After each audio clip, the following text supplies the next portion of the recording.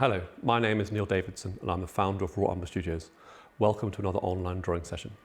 This session mimics the structure of a regular life drawing class. We'll show you one or more photographs on the screen and it's your job to draw what you see. We'll have an artist joining us, giving hints and tips. You can either follow their advice or do your own thing. It's entirely up to you. You can watch this video again once it's finished, and you can also download the reference photographs so you can carry on your work after the session.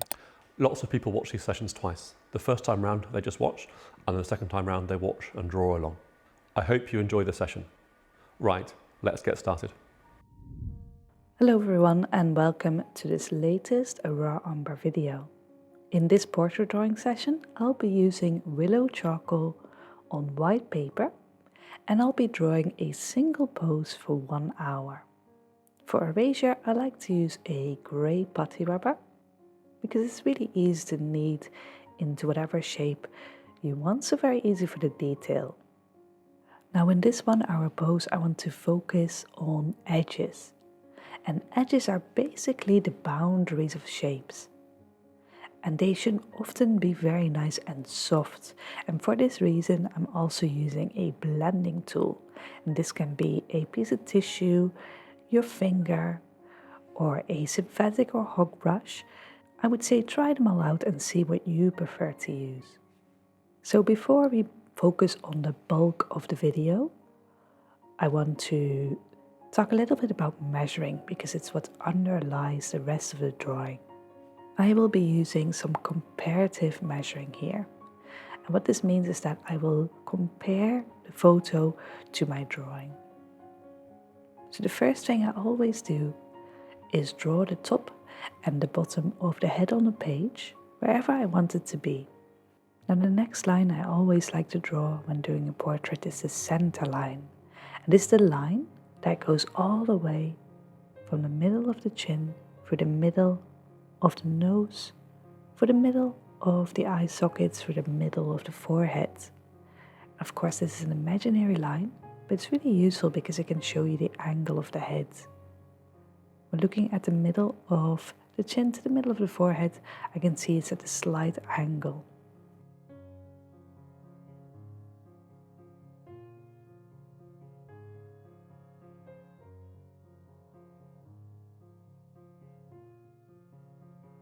Next, I like to do some measuring using this comparative measurement technique. And so what I can do, for instance, is divide the top to the bottom into 2 equal halves using my charcoal as a measuring tool, and then see if there's anything interesting on that half. In this case, I can see that the corner of the eyes is roughly in the middle, so I'm going to use that as my guideline. And I can do the same thing for 1/3, for instance. Now with 1/3, usually it'll be top of the head to top of the brow to bottom of the nose, and bottom of the nose to bottom of the chin. So these are the measurements that I like to use quite often. So as you can see, I can use my charcoal to divide up the picture or the skull into quarters, thirds or halves, and compare this to the actual photograph. And this way I can measure very easily. And this works horizontally or vertically, but you can also compare vertical versus horizontals. So for instance, in this case, bottom of the nose to chin is roughly the same as that imaginary center line to the outside of the cheekbone.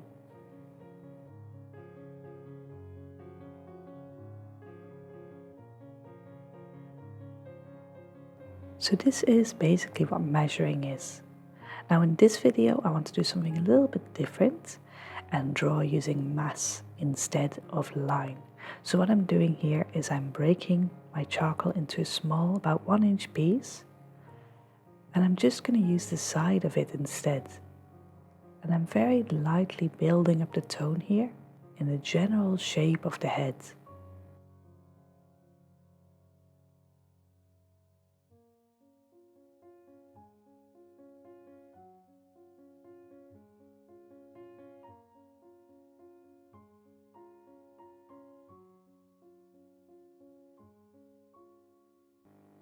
Afterwards, you can then use a blending tool to gently blend this into the paper.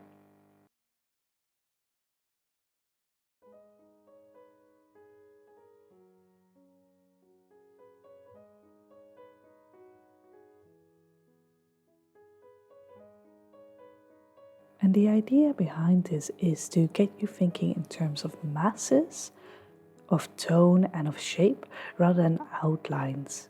And this is going to be very useful in the drawing, but also of the painting of the portrait. Now, if you prefer, you can outline these masses using a bit of line, but if you want, you can also just use the technique of using the side of a little piece of charcoal to create those big masses.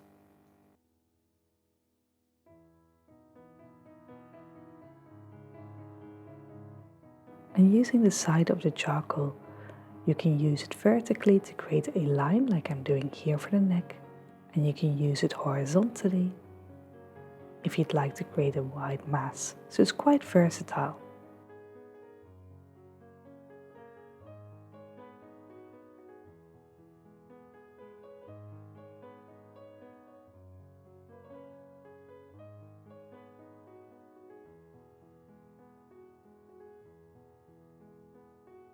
And the goal of this method is to help you see shapes rather than lines.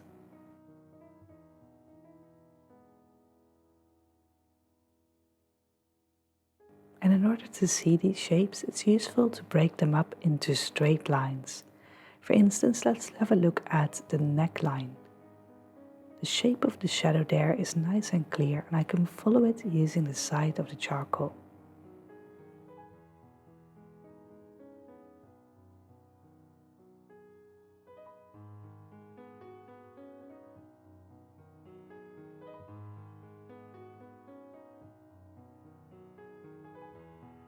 So as you can see, the neck is just a simple abstract shape on my drawing right now. But the more precise and more shapes I put in, the more the figure or the portrait will start to come out. And I'm going to start building up the tone more and more as I continue. So try to use a light touch at the beginning.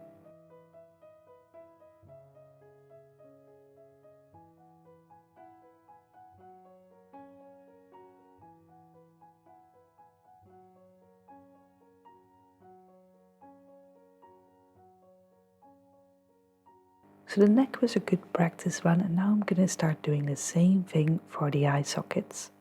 Now before, I measured up the bottom of the eyes, the corners of the eyes, which was in the middle, as well as the brow line, which was 1/3 down from the top of the head. So I know the approximate location for the eye socket. And what I can do next is take that little inch piece of charcoal, use the side and create a big block of mass there. Now you could start by trying to get all the precise little shapes for the eye socket straight away, but this can actually be a lot harder and less accurate. So what I tend to do is first just block in a big area and then later start working into that, again building up those darks.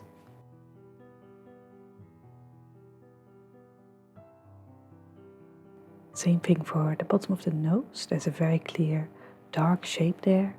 And I'm just going to place this roughly to get an indication for it using quite a light tone, and then later I can start breaking that down further. And finally I can do the same thing for the hairline, using that side of the charcoal and trying to follow the general shape of the hairline. And again, not trying to think of this in terms of texture or anything like that. I'm just looking at the shape of the hairline.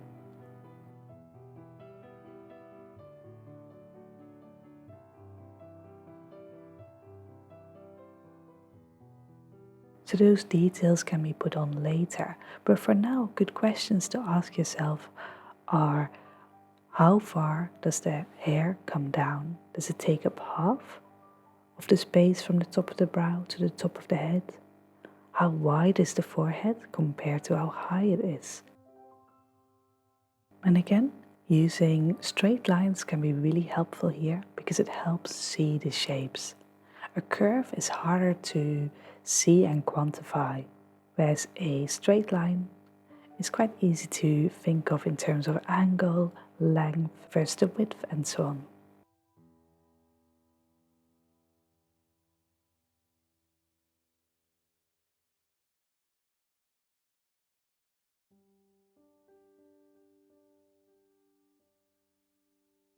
Now if you go a bit too far and need to erase into that shape, for instance to make the forehead a bit bigger, instead of using the rubber, try using a blending tool. In my case, I'm using a clean piece of tissue. And this doesn't erase all of the charcoal and makes the edges nice and soft.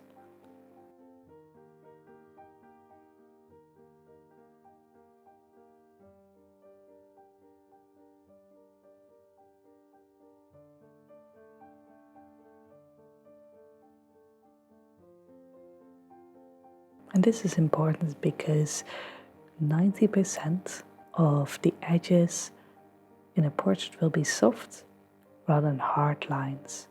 I'll explain more about that later, but for now I'm trying to get a specific shape with a soft boundary edge.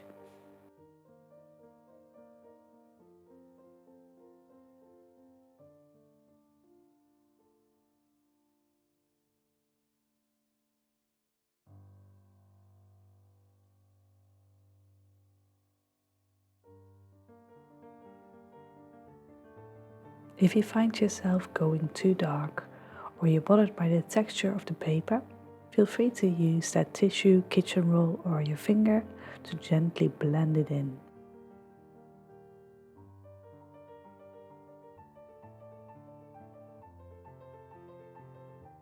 I personally like to use a bit of paper to blend it to make it nice and soft and even, and a synthetic acrylic brush to push the charcoal around, almost like paint.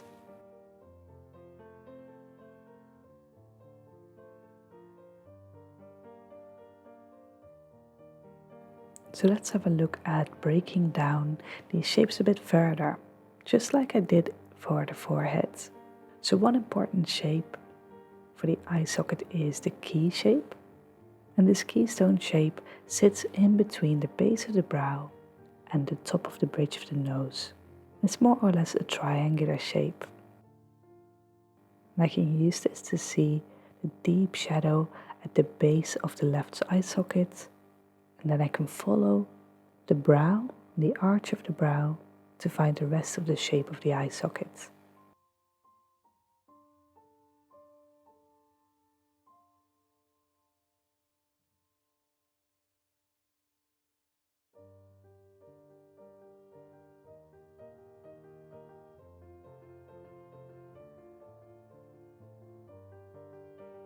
Same thing for the other side, just looking for that keystone shape and following the brows to indicate the eye socket there. And as you can see, I'm again building up the tone, making it just a bit darker than what I did previously, which leaves a gentle little bit of charcoal underneath, which I can then erase into using my blending tools. And this is very useful because it allows me to slowly build up the tone of the skin quite naturally without having to worry that I'm doing a shape wrong, because I can always build up more and more tone on top. And it also allows me near the end to really go in with my rubber and create a few highlights into that grey of the charcoal underneath. But before I do that, I first want to continue finding the shapes of the shadows and the eye sockets and the other features of the face. And one important one is the side plane of the head. So looking at the side of the cheekbone, there's a very clear shadow. And if we simplify this shadow, it goes all the way along the side of the head towards the lips. So I'm just going to draw this in using that side of the charcoal.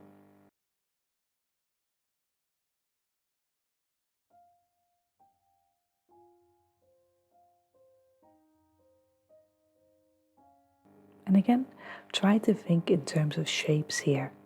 How big is the triangle of light underneath the eye socket? How steep is the diagonal shadow line from the cheekbone to the chin? These are all good things to look at when you're drawing the portrait. Now when drawing the mouth, the center line is important again. And I've just put this in, following the middle of the nose to the tip of the nose, and the tip of the nose for the middle of the mouth to the bottom of the chin. And using this center line as my guideline, I'm going to start adding the measurements of the mouth. Now everyone uses different measurements, but there are a few that I like to use, and one is the halfway point, which is often the bottom of the lip. So that's halfway from the bottom of the nose to the bottom of the chin. And another thing that's quite useful is the 1/3 measurement. So if you take the bottom of the nose to the bottom of the chin, you can divide this up into 1/3, with the first line being the dividing line of the lips, and the second line being the base of the chin.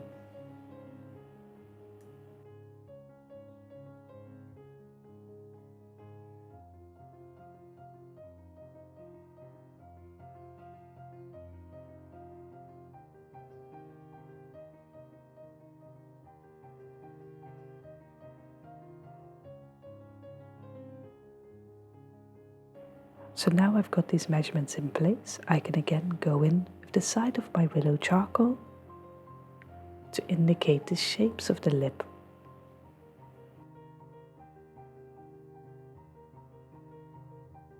And just like the other features, I'm trying to divide this into square lines or straight lines. I'm trying to simplify everything into a clear shape. So for the top lip, I can see a more or less straight line across, then dipping down near the corners of the mouth, which then go up into a little bit of a smile.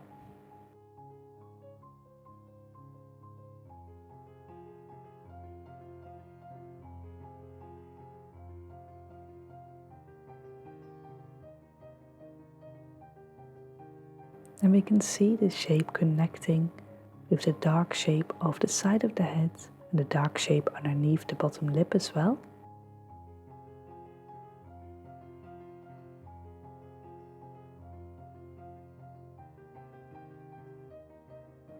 And as you can see, the more of these shapes we put in, the more the face starts coming out of the paper. And this is something really useful in drawing. Naturally, we are primed to look at these shapes and recognize faces. So even with a few shapes like this, or a few stains like this, we can already start seeing the face emerge.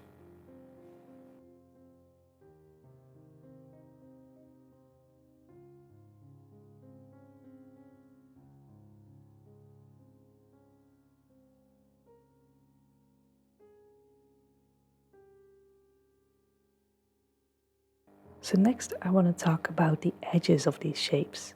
And this is really important because it gives so much life to your drawing.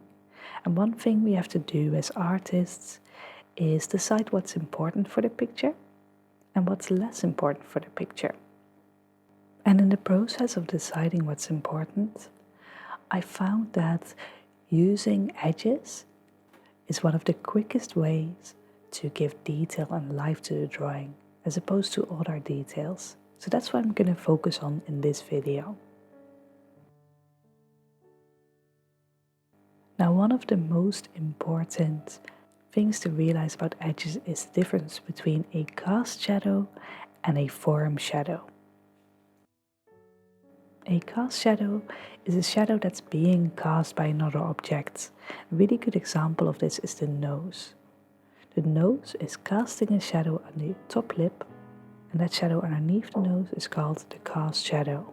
The shadow that's being caused by the top of the nose turning under is called the form shadow, because it's being caused by the form turning away and therefore not letting the light reach that area and turning into shadow.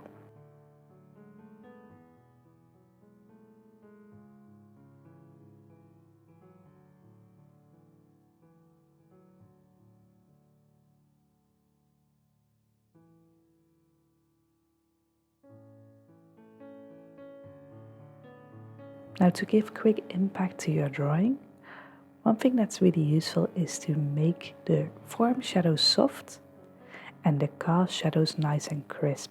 So for the nose, I'm going to try to make the top of the shadow nice and soft and the bottom of the shadow nice and crisp.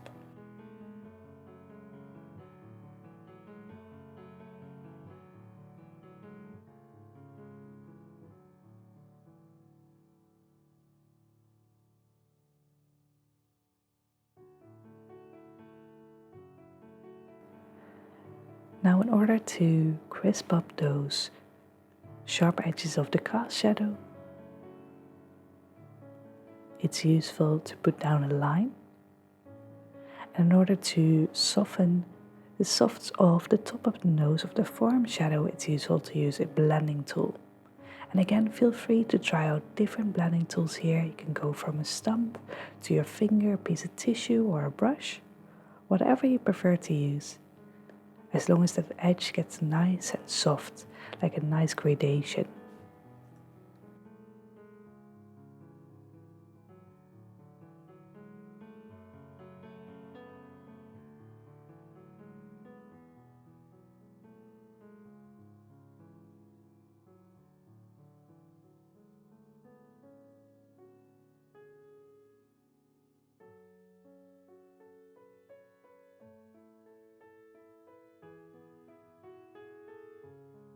Now, soft edges can be a lot trickier because you want them to have a shape but still feel like a soft gradation into the rest of the paper. So you may find yourself really crisping up those cast shadows quite quickly and then spending a bit more time on the softs. And that doesn't mean you're doing anything wrong. It just means that softs take a little bit more time.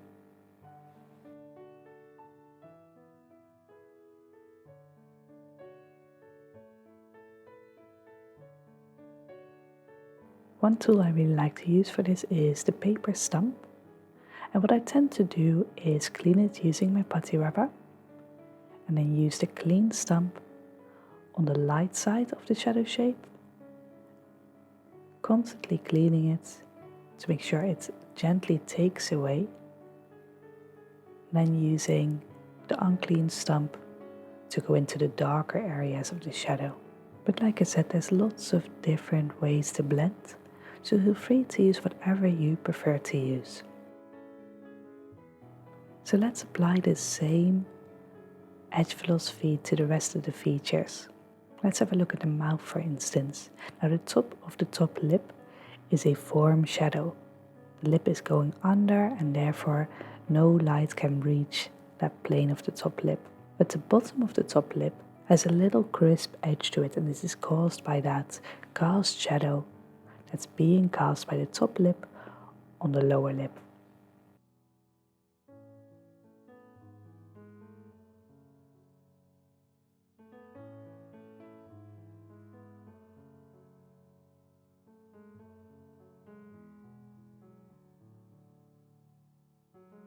So for the lower lip, I can use a line, and for the top lip, I'm going to use my blending tools again to make it nice and soft.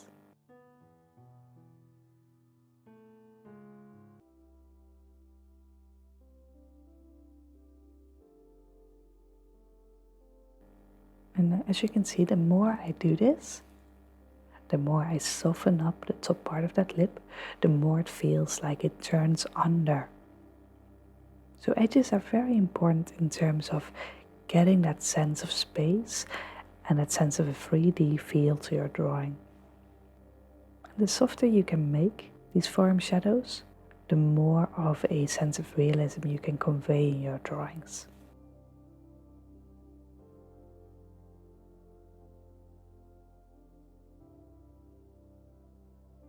Now I'm going to do the same thing for the bottom lip. The top of the bottom lip will be a form shadow, and the bottom of the bottom lip will cast a shadow onto the chin. So there will be a cast shadow.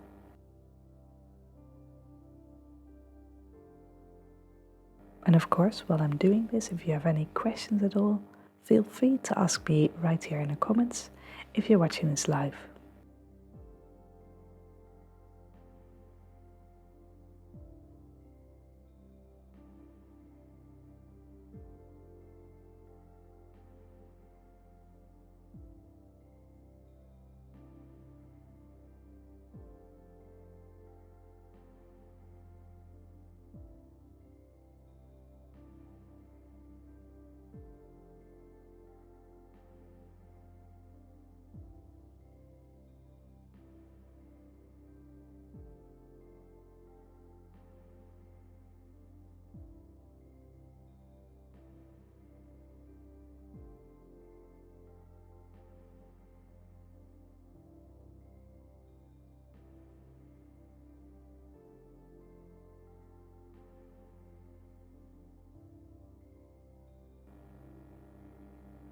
So now I can move on to the eye socket as well.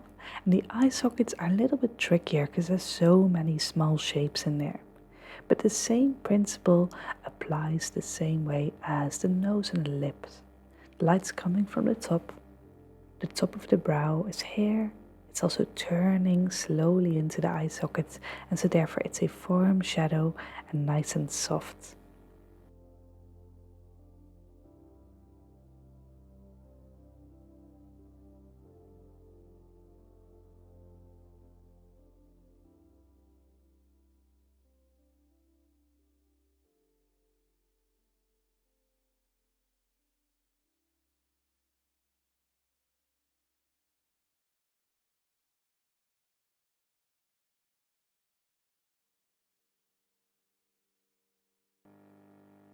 Now with the eye, when drawing the eye, there are a few things to consider.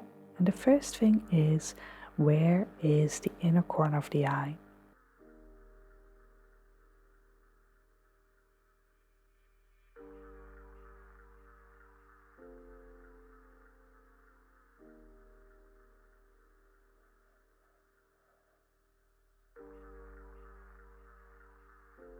Next, we can follow the top lid, going upwards and across, and finally quite steeply down again.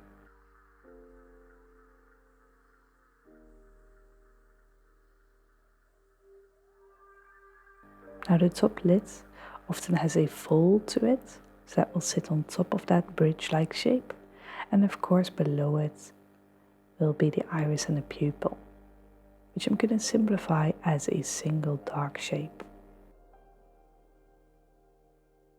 Now this is often enough to indicate the eye, and usually in terms of the eye socket there will be a dark shape near the inner corner and the outer corner of the eye. So I'm not going to use line for this, instead I'm going to use shapes, again trying to indicate the darker areas of this eye.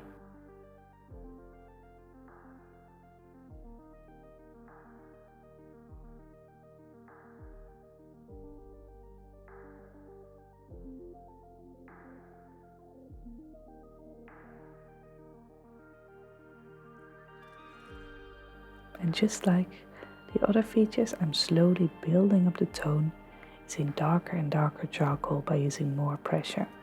If you need to get more precise, you can also use a bit of sandpaper to get a nice wedge shape, which allows you to draw small masses.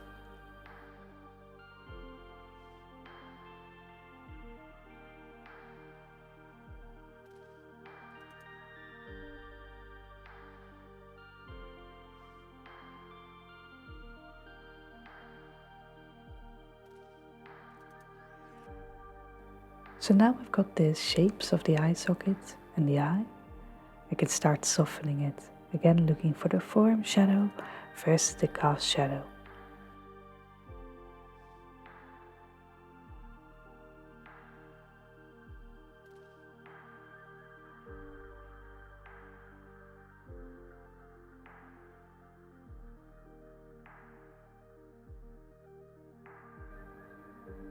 And if you find that your drawing gets a little bit lost, that's okay, because you can keep going over it, building up the tone, and every time you go over it, you can improve on the drawing a little bit. So don't be worried if you're losing some of the drawing in the process of softening it. Even though this can feel very uncomfortable, it can actually make the drawing look so much more realistic. At this stage, if you'd like to use the rubber, you can use it to indicate small light shapes on the lid and the white of the eye, for instance. But try to keep it very minimal. Using the rubber can really bring a lot of impact to the drawing, but using it in all kinds of places lessens the impact of that rubber. So I try to only use it in the areas where I want the viewer to really look. And I try to hold off on using it anywhere else. It's a bit like a superpower, really.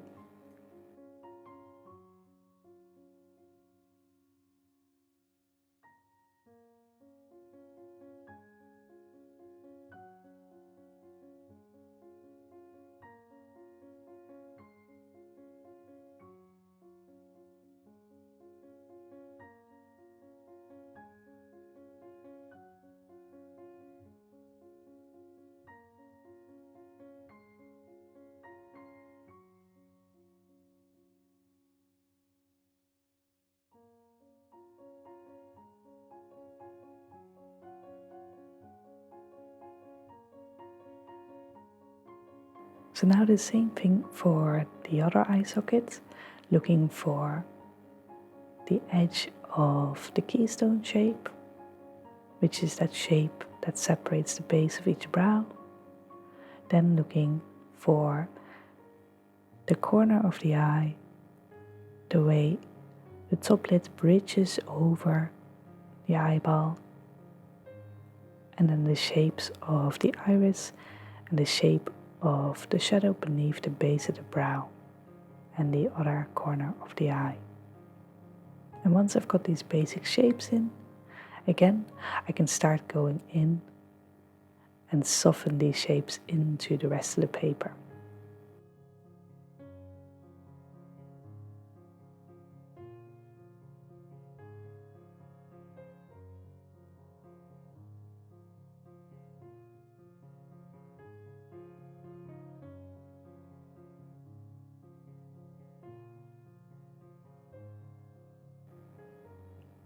And like I said just now, this can at the start feel very uncomfortable because you've just spent so long on getting all of the shapes right and now you're softening them into the paper.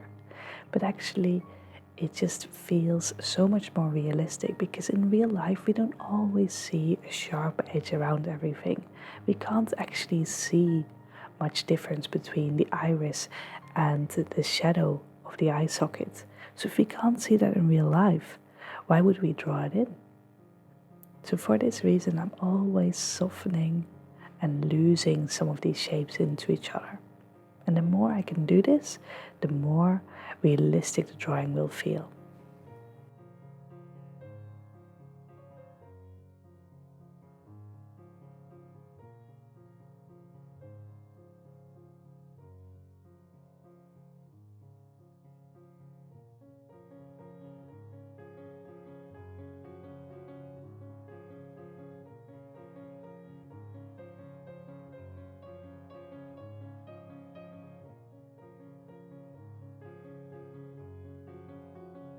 Now I tend to use a stump for most of the softening of the edges because it's quite precise while still softening. But if I want to be really precise and have a harder edge, I like to use the synthetic brush for this because it really pushes the charcoal around and lifts it up quite a bit, so it's almost like a rubber.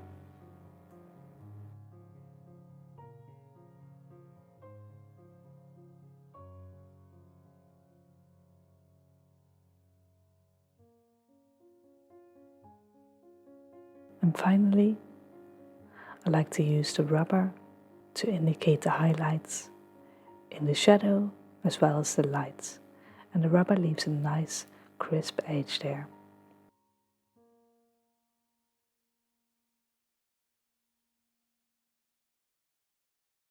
And what's nice about this way of working is that you can easily move things around. So I'm constantly still measuring using that comparative measurement, trying to check to see if the shapes are right, because the shapes are really what underlie this whole type of drawing, or any drawing.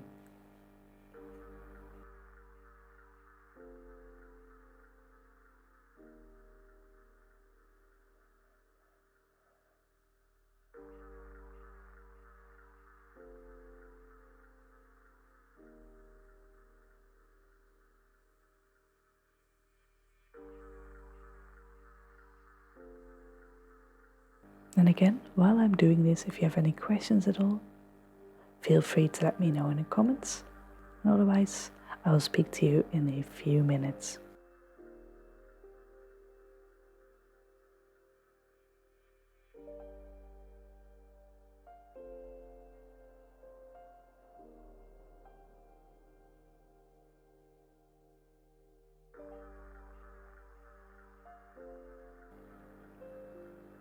So as you can see, I'm constantly building up the tones, and so I can do the same thing for the hair. Instead of lightening in the shadows to indicate the slightly lighter color of the ear, I'm going to use the side of the charcoal to indicate the darker areas of the hair instead.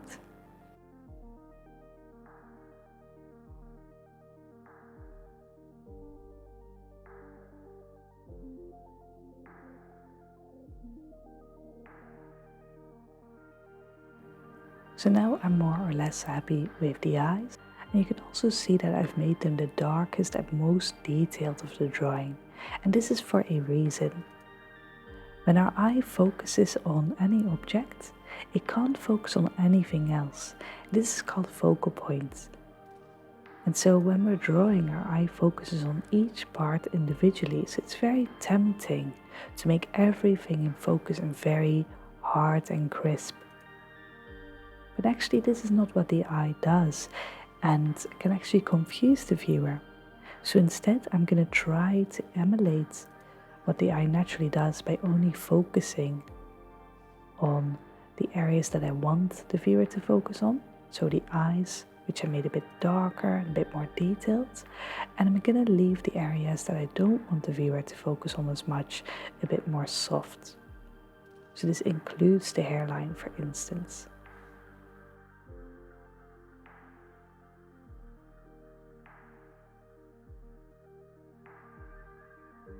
And so what this means in terms of the hair is that I'm not going to put all the detail in, and I'm not going to put a nice outline around it. Instead, I'm going to keep it artificially a bit softer than I see in order to give the viewer more to focus on around the eyes and the features of the face.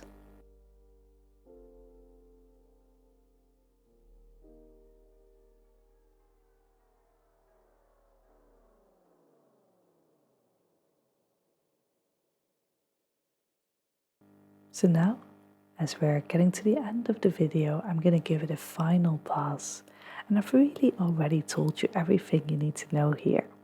I'm going to do exactly the same things, except I'm going to continue building up the tone, bring out the crispness of the cast shadow and softening those shadows in the form shadows.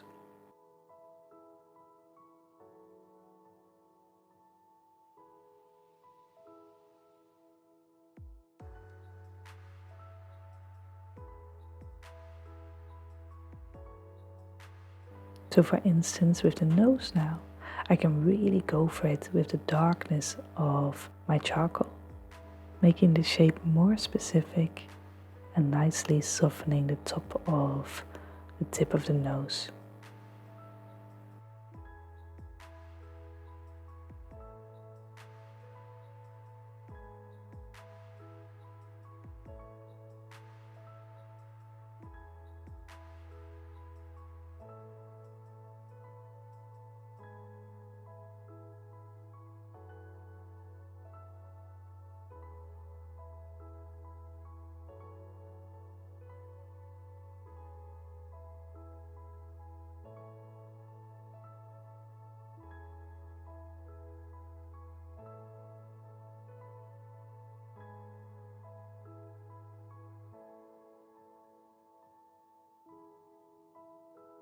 Now, like I said, with regards to the eyes, I do like to use the rubber for a little bit of interest where I see the highlights, but I try to really only use it in a few places. And these are places that I want the viewer to look. So I'll use it maybe for the tip of the nose or a few places in the lips, but I'm not going to use it anywhere else.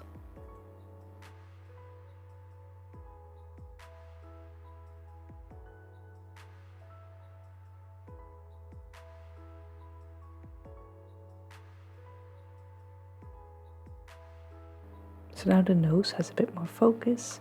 It really stands out in terms of where you tend to look. So I'm going to build up the tone for the rest of the features as well. So first going towards the lip, building up that line for the cast shadow.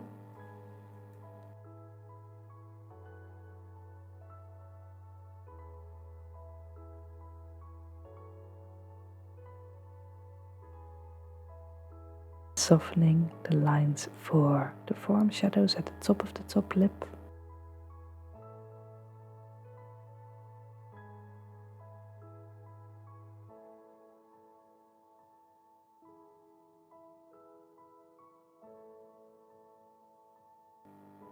And one thing that's really useful here is that shadows tend to be the darkest near the edges of the shadows, so the outline of the shadows. So I tend not to work inside of the shadows. Instead, I keep building up around the outsides, which then naturally gets a bit darker. And this is called the core shadow. And the core shadow sits on every shadow.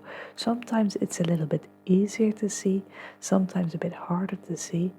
But as a general rule, the outlines of the shadow will be darkest, whereas the middle of the shadow will be lightest.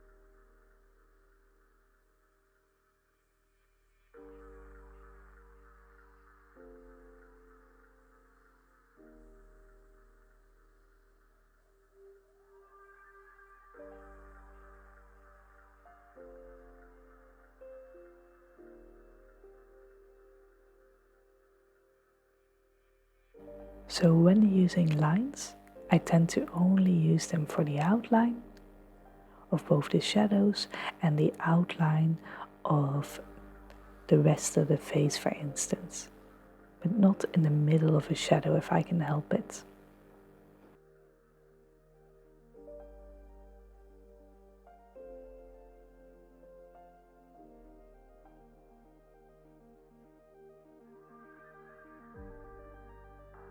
Now when putting in lines for the overlap of the chin, for instance, try to soften it out afterwards, because again, remembering that focal point, we want the viewer to look at the features and not of the outline of the face.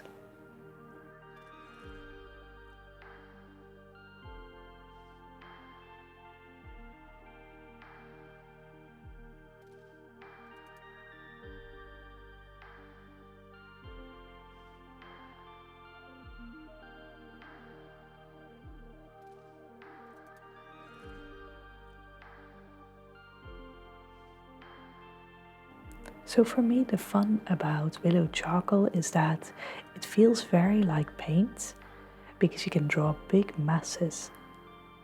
But it's also very pliable and easy to remove, so I can continuously try something out, erase it using the blending tool or tissue if I'm not happy with it, and then reapply. So it's very, very tactile. So it allows me to experiment without being scared of doing the wrong thing, because I can always take it back again. So I think it's a perfect medium to learn in.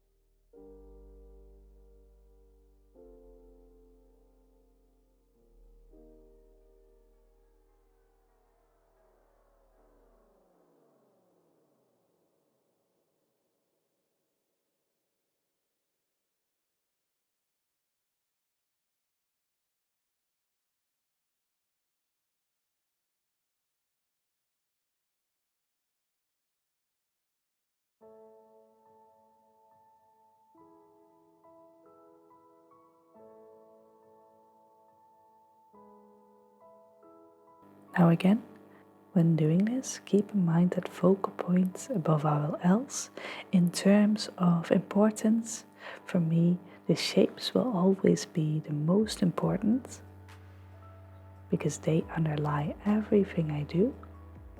And secondly, we'd have the edges. Thirdly, that focal point.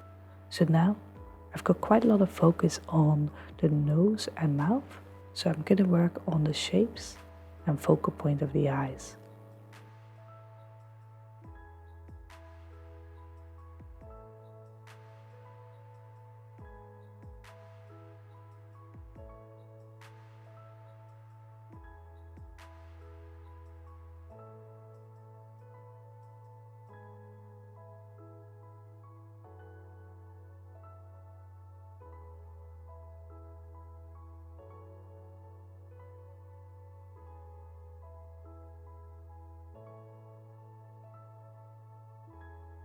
So I'm gonna continue doing this, playing with the lines versus softness, the softness of the form shadow versus the hardness and the nice lines of the cast shadow. As always, if you're watching this live and have any questions, feel free to ask me here in the chat. Otherwise, I will speak to you near the end of the pose.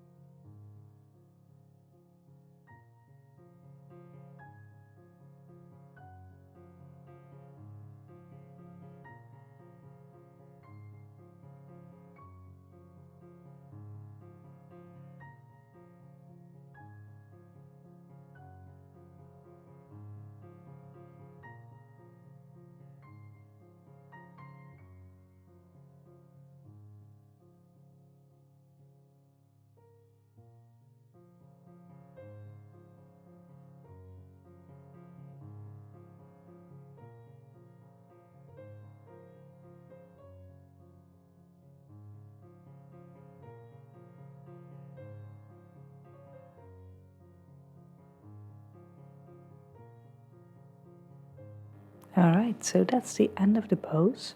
Thank you so much for watching, and I hope that you feel like you've learned something about how to draw using masses and how to use edge as a tool in your portrait drawing.